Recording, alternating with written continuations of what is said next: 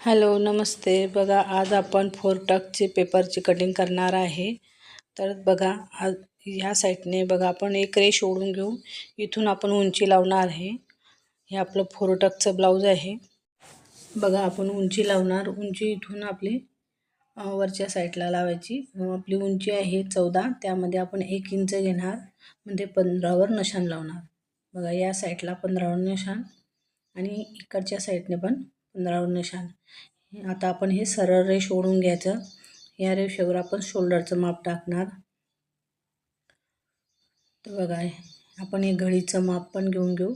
बघा आपले 9.5 घेतलेलं आहे.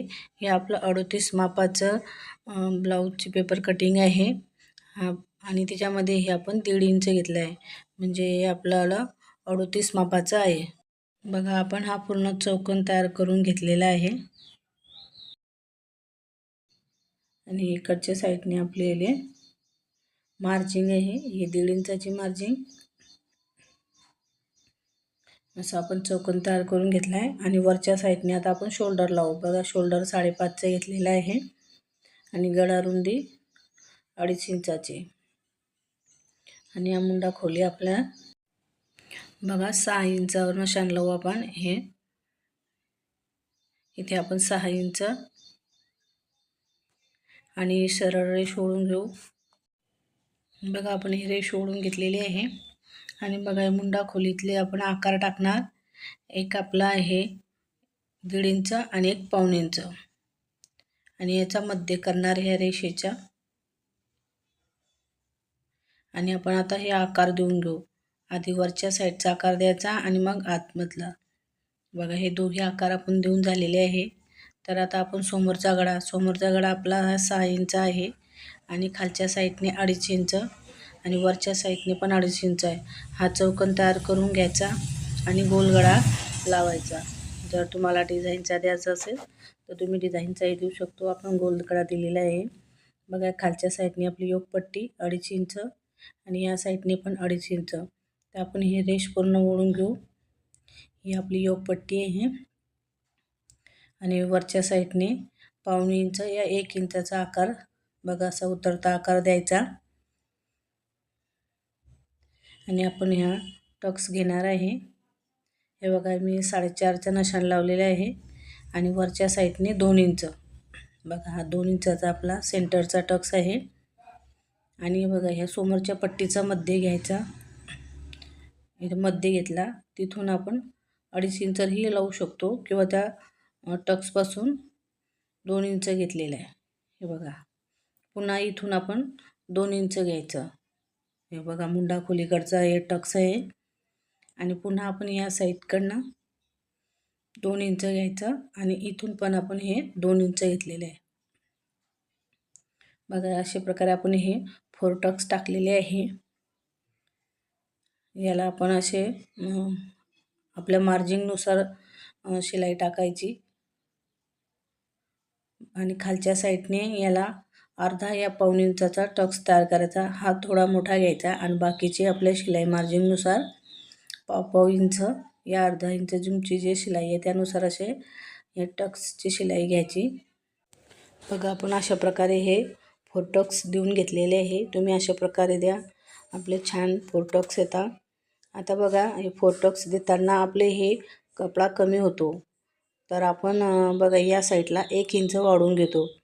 हे 4 टक्ससाठीच आहे फक्त, कारण आपला जे आपण 1.5 इंच घेतल्यावरही आपला कपडा कमी पडतो. 4 टक्स आपली ती जागा कमी करतो, तेवढ्यासाठी आपण 1 इंच जास्त घेतलेलं आहे साईडला. हे फक्त घडीमध्ये घ्यायचं, योकपट्टीमध्ये नाही वाढवायचं. तर बघा आपण हे कट करून घेऊ. आधी वरच्या साईडने कट करायचं आपलं. हे बघा आपण 1 इंच वाढवलेलं आहे, तिथून कट करायचं आणि योकपट्टीमध्ये नाही वाढवलेला आहे. आणि जो आपला पाठीमागचा भाग निघेल तोही आपण कट करून घेऊ. नंतर बघा हे इथे असं आपण फोल्ड करून घेऊ, म्हणजे मागच्या भागामध्ये लक्षात येईल की आपल्याला तेही कट करायचं आहे. हे बघा आणि आता याला आपण सेंटरमधून कट करून घेऊ. हे बघा आपले हे 2 भाग होतील. यामध्ये एक पाठीमागचा भाग आणि एक समोरचा भाग. तर बघा आता समोरचा गळा आपण कट करून घेऊ.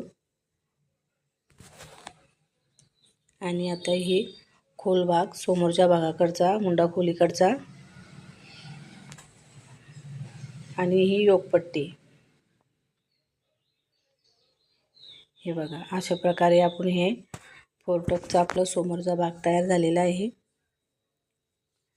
आणि एक साईडला आपण वाढवलेलं आहे, त्याचं मी सांगितलं आहे का वाढवलेलं आहे. आणि बघा हे पाठीमागे जे आपलं वाढवलेलं होतं 1 इंच ते कट करून घ्यायचं. त्याच्यामध्ये त्याचं काही काम नसतं. आता बघा हे पाठीमागचा आपला जो गळा असेल त्या गळ्याचं आपण उंची टाकायची. तर बघा आता हा 10 इंच घेतलेला आहे आणि 3 इंच गळा रुंदी वरच्या साईडने 2.5 इंच आणि हा चौकोन तयार करून घ्यायचा. आता आपल्याला याच्यामध्ये गोल आकार द्यायचा आहे. तुम्हाला डिझाईनचा द्यायचा असेल तर डिझाईनचाही आपण देऊ शकतो. आता आपण हा खोल गळा कट केलेला आहे. बघा हे कटिंग करून झाल्यावर आपला गळा असा छान दिसतो. आणि आपलं हे समोरचा भाग योकपट्टी एवढं आपलं तयार झालेलं आहे. बघा आपल्या 38 मापाचं आहे. तर घडी जी 9.5ची आहे ते 9.5ची टाकायची. आणि आपली लहान बाई आहे तर आपण बघा 3.5ची बाई आहे तर आपण 4 घेतलेला आहे. म्हणजे 3.5ची तर आपण 4.5 म्हणजे 1 इंच एक्स्ट्रा घ्यायचं. आणि आपण कॅप हाईट 2 इंचाची आणि आतमध्ये 1.5 इंच. बघा इथून 1 इंच आणि हा बाईचा आकार द्यायचा आपण नेहमीप्रमाणे जो देतो. आणि दंडगेर मी 7 घेतलेला आहे आणि इथे 1.5 इंच या 2 इंच आपल्या मार्जिननुसार.